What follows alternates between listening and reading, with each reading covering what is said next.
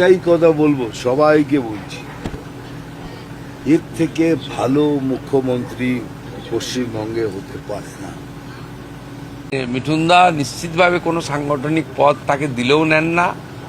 এনইসির member তিনি, জাতীয়, সেটা সম্মান জানিয়ে বিজেপি করেছে, কিন্তু তিনি মাইক্রো লেভেলেও কাজ করেছেন গত প্রায় 1 বছর ধরে। আর এই লাস্ট 3 মাস 4 মাস পরিবর্তন যাত্রা বা তার আগে পরে ওনার সভার তো কোনো সংখ্যা নেই।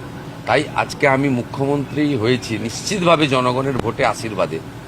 বিজেপি আমাকে নমিনেটেড করেছে, কিন্তু নেপথ্যের কারিগরদের মধ্যে অত্যন্ত অগ্রাধিকার ভিত্তিতে যে কয়েকটা নাম আসে তার মধ্যে মিঠুন চক্রবর্তীর নাম অন্যতম। তাই আমার মিঠুনদা আমাকে কালকে বলেছিলেন আমি দেখা করতে চাই। আমি বললাম আপনি দেখা করবেন না, আপনার তৈরি করা মুখ্যমন্ত্রী আপনার কাছে আসবে।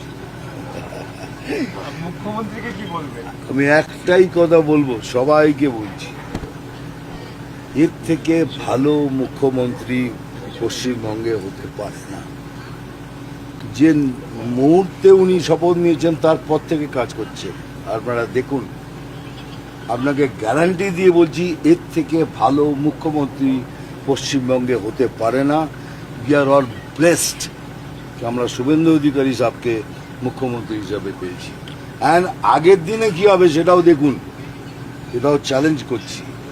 আগের দিনে একের পর এক এই যোদ্ধা এই লড়াই লড়িয়ে নিয়ে, আর আমি তো রইলাম পেছনে।